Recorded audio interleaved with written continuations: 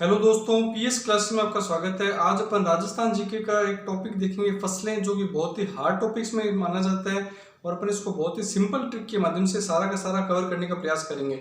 इसमें अपन खरीफ की और रबी की दोनों फसलें ट्रिक के माध्यम से देखेंगे और मैं आपको सिर्फ अभी फसलें ही बताऊंगा। इसके अलावा डिटेल में मैं कभी आपको ये टॉपिक पूरा और पढ़ाऊंगा, लेकिन अभी अपन सिर्फ खरीफ में कौन सी फसलें आती है, रबी में कौन सी फसलें आती है वो देखेंगे। तो आप सारा वीडियो देखना, आपको सारी की सारी फसलें जो इसके अंदर आती है वो याद हो जाएगी। तो अपन देखते हैं खरीफ की फसल। थोड़ा बेसिक भी बता देता हूँ पहले आपको कि खरीफ की फसल को सावणु और सियाड़ू दोनों बोलते हैं। सावणु और सियाड़ू दोनों बोलते हैं। क्यों बोलते हैं सावणु? सावणु इस वजह से बोलते हैं क्योंकि ये चौमासे में बोई जाती है। चौमासे में बोई जाती है मतलब जून जुलाई के आसपास, जब बारिश का मौसम होता है 4 महीने, उस समय बोई जाती है, इसलिए इसको सावणु बोलते हैं। और सियाड़ू इसलिए बोलते हैं क्योंकि ये सर्दी के मौसम में काटी जाती है। अक्टूबर नवंबर के आसपास जब सर्दी शुरू होती है उस समय इसको काटा जाता है, तो इसको सियाड़ू बोला जाता है। तो अपन अब इसकी ट्रिक देखते हैं। खरीफ की जांच मुक्त अब गौतम। इसकी ट्रिक है, अपने पास गौतम नाम का एक आदमी है या फिर एक लड़का है जो कि अब खरीफ की जांच करवा रहा है और वो मुक्त हो चुका है उस जांच से। तो इसकी ट्रिक है अपने पास, खरीफ की जांच मुक्त अब गौतम। तो एक बार देख लीजिए, जांच में जय का मतलब हो गया जवार, जय का मतलब हो गया चावल। चावल को धान भी बोलते हैं, ये भी आप ध्यान रखना। मुक्त में मैं का मतलब हो गया मक्का, कै का मतलब हो गया कपास और तय का मतलब हो गया तंबाकू। तो मुक्त में मैं का मतलब हो गया मक्का, कै का मतलब हो गया कपास और तय का मतलब हो गया तंबाकू। तो जांच मुक्त अब में ए का मतलब हो गया अरहर, जो कि दाल होती है, अरहर। और बै से हो गया बाजरा। बाजरा अपने एक एक्स्ट्रा फैक्ट और देखते हैं, 2023 को मोटा अनाज का वर्ष घोषित किया गया, जिसे मिलेट वर्ष भी बोलते हैं। ये अपने करंट से रिलेटेड टॉपिक है, जिसमें बाजरा अपना मोटा अनाज में सबसे फेमस मतलब डिश के रूप में शामिल किया गया है। तो ये अपने पास हो गया बाजरा, ठीक है। उसके बाद में गौतम। गौतम में गे का हो गया गंवार, तय का हो गया तिलहन और मैं का हो गया मक्का। गौतम में गे का हो गया गंवार और तय का हो गया तिलहन और मैं का हो गया मक्का। तो अपने पास वापस से ट्रिक देख लो पूरी। खरीफ की जांच मुक्त अब गौतम। खरीफ की जांच मुक्त अब गौतम। जांच में ज्वार, चावल, मक्का, कपास, तंबाकू, अरहर, बाजरा, ग्वार, तिलहन और मक्का, ये सारी की सारी फसलें खरीफ की फसलों में इंक्लूड की जाती है। उसके बाद में अपन देखेंगे, जैसे मैंने आपको यहाँ पे तिलहन बताया है, तो तिलहन के अंदर कौन कौन सी फसलें आती है खरीफ की, वो अपन देखेंगे। तो खरीफ की तिलहन फसलों में अपन देखते हैं अर्जो मूर्ति। इसके लिए अपने पास ट्रिक है, मूर्ति है उसको अर्जना पड़ेगा, मतलब अर्ज करनी पड़ेगी उसकी। तो उसको याद रखना है, मूर्ति को अर्जो, तो अर्जो मूर्ति या फिर मूर्ति को अर्जो। तो अर्जो मूर्ति, ये अपने पास ट्रिक है इसकी। तो अर्श हो गया अरहर और जोश हो गया जोजोबा होहोबा। इसका दूसरा नाम क्या होता है? होहोबा भी इसका दूसरा नाम होता है, जोजोबा या फिर होहोबा। ये क्या होता है? इसको लुब्रिकेंट के रूप में, स्नेहक के रूप में, घर्षण कम करने के रूप में इसका उपयोग किया जाता है। और वर्तमान में इसका जयपुर और फतेहपुर सिक्कर, यहाँ पे इसके फार्म हाउस बने हुए हैं, ठीक है। उसके बाद में ये जो फसल है जोजोबा होहोबा, ये विदेशी फसल है, इजराइल की फसल है, ठीक है, ये भी ध्यान रखना। मूर्ति में मैं का मतलब हो गया मूंगफली, रे का मतलब हो गया रतनजो, जिसको जेट्रोफा भी बोला जाता है। रतनजो को क्या बोला जाता है? जेट्रोफा भी बोला जाता है। और 30 से हो गया तिल। तो ये अपन ने देख लिया अर्जो मूर्ति। अर् से हो गया अरहर, जो से हो गया जोजोबा होहोबा, मुंह से हो गया मूंगफली। मूंगफली के लिए अपने एक एक्स्ट्रा फैक्ट और बताता हूँ आपको कि मूंगफली होती है वो राजस्थान का राजकोट किसे कहा जाता है? मूंगफली के लिए फेमस जगह है लूणकरणसर, उसको राजस्थान का राजकोट कहा जाता है। कई बार क्वेश्चन आता है कि ना राजस्थान का राजकोट किसे कहते हैं? मूंगफली के लिए फेमस कौन सी जगह है? लूणकरणसर, ठीक है। और राजकोट इसलिए कहते हैं क्योंकि गुजरात में राजकोट नामक जो जगह है वहां पे मूंगफली बहुत ज्यादा फेमस पाई जाती है, फसल के रूप में उगाई जाती है। और यहाँ पे भारत में राजस्थान में भी कौन सी जगह पे? लूणकरणसर में मूंगफली फेमस है, उस वजह से इसको राजस्थान का राजकोट बोला जाता है, लूणकरणसर को। और रेस हो गया रतनजो का दूसरा नाम हो गया जेट्रोफा, और इसका भी फतेहपुर सिक्कर में फार्म हाउस है, ठीक है। उसके बाद 30 हो गया तिल। तो ये अपने पास हो गई खरीफ की तिलहन फसलें हो गई। अब खरीफ की दलहन फसलें देखते हैं। दलहन फसलें में मतलब दालों से संबंधित है ये। इसमें जो भी खरीफ के अंदर जो दालें आती है वो सारी इसके अंदर आ जाती है। खरीफ की मोमूज हर उड़ावे चाव से, ये अपने पास ट्रिक है।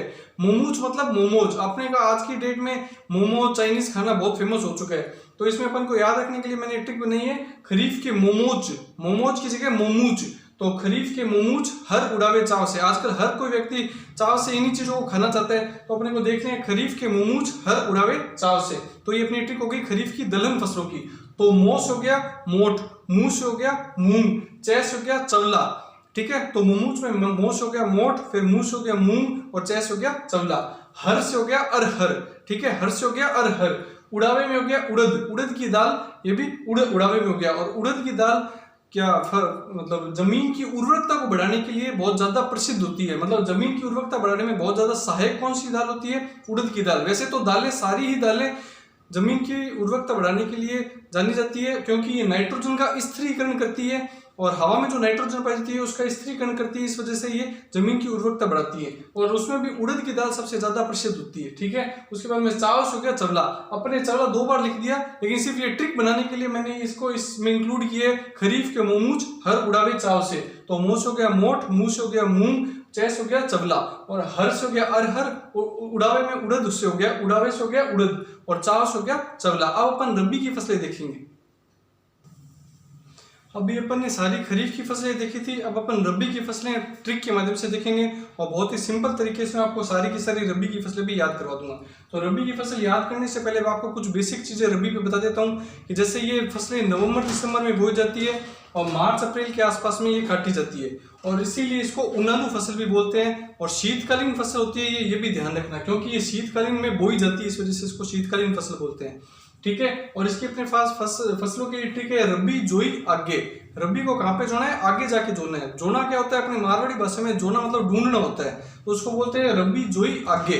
तो रबी को जोई आगे। अब अपन ने खरीफ जो लिया पहले इससे और अब अपन रबी जोएंगे तो रबी जोई आगे। तो जोश हो गया जो और ईस हो गया इसबगोल, जिसको घोड़ा जीरा भी बोलते हैं। और इसबगोल का सर्वाधिक उत्पादन जालोर जिले में होता है, ये तुमको ध्यान रखना है। ठीक है, तो ईस हो गया इसबगोल, जिसको घोड़ा जीरा, और जालोर में ये सबसे ज्यादा उत्पादित होता है। और आस हो गया अफीम और गेस हो गया गेहूं। गेहूं की जो फसल है इसमें सर्दी के समय पे जो बरसात होती है वो गेहूं की फसल के लिए बहुत ही वरदान साबित होती है, जिसको मावठ बोलते हैं। सर्दियों में होने वाली जो राजस्थान में बारिश है उसको क्या बोलते हैं? मावठ बोलते हैं। और ये भूमध्य सागर से उठने वाला पश्चिमी विक्षोभ होता है जो कि गेहूं की फसल के लिए और वैसे सारी रबी की फसलों के लिए बहुत ही ज्यादा लाभदायक माना जाता है। इसको गोल्डन ड्रॉप बोला जाता है। और राजस्थान में सबसे ज्यादा मावठ की जो बारिश होती है वो कहाँ पे होती है? बीकानेर जिले में होती है। और पूरे भारत में देखें तो कहाँ पे होती है? पंजाब राज्य में होती है। तो भारत में कहाँ पे होती है? पंजाब राज्य में होती है। और राजस्थान में कौन से जिले में होती है? बीकानेर जिले में होती है।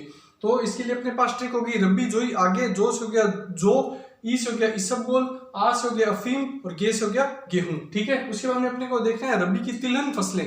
रबी की तिलहन फसलें कौन सी होती है? इसके लिए अपने पास ट्रिक है रबी, सतारा, अलसू। रबी मैंने सभी जगह इसलिए लगाया ताकि आपको रबी की फसल से नाम याद हो जाए कि ये सभी रबी की फसलें हैं। तो रबी, सतारा, अलसू, इसके लिए अपने पास ट्रिक हो गई रबी, सतारा, अलसू। सतारा में से का मतलब गया सरसों, तय का मतलब गया तारामीरा। ये क्या गोडावन का भोजन होता है? तारामीरा। ये क्या होता है? गोडावन का भोजन होता है, जो कि राजस्थान का राज्य पक्षी कौन सा है? गोडावन है। और इसका भोजन क्या होता है? तारामीरा। ठीक है, तो सह से हो गया सरसों, तय से हो गया तारामीरा, रे से हो गया राई। ठीक है, उसके बाद में अलसू में हो गया, अल का मतलब गया अलसी और सू का मतलब गया सूरजमुखी। सूरजमुखी पे मैंने स्टार क्यों लगाए हैं? क्योंकि सूरजमुखी एक ऐसी फसल है जो खरीफ और रबी दोनों में सम्मिलित की जाती है। आप याद रखना, बहुत ही इंपॉर्टेंट फसल है ये सूरजमुखी। सूरजमुखी रबी में भी शामिल की जा सकती है और खरीफ में भी शामिल की जा सकती है, इसलिए मैंने इसको स्टार लगाया। तो ठीक है, आपने देख लीजिए वापस रबी, सतारा, अलसू। शेष हो गया सरसों, तैस हो गया तारामीरा, जिसे ये गोडावन का भोजन माना जाता है तारामीरा को। और रेस हो गया राई। और अलसू में अल का मतलब हो गया अलसी और सू का मतलब हो गया सूरजमुखी। सूरजमुखी रबी और खरीफ दोनों की फसलों में शामिल की जाती है। अब अपन देखेंगे रबी की दलहनी फसलें कौन कौन सी है। दालों में आने वाली जो फसल है रबी की, वो अपन देखेंगे। तो रबी की दलहन फसलें हैं रबीना की, मसूर, मटर। ये क्या है? मसूर किसकी है? मटर किसकी मसूर है? रबीना नाम की एक लड़की, उसकी मटर क्या है? मशहूर है।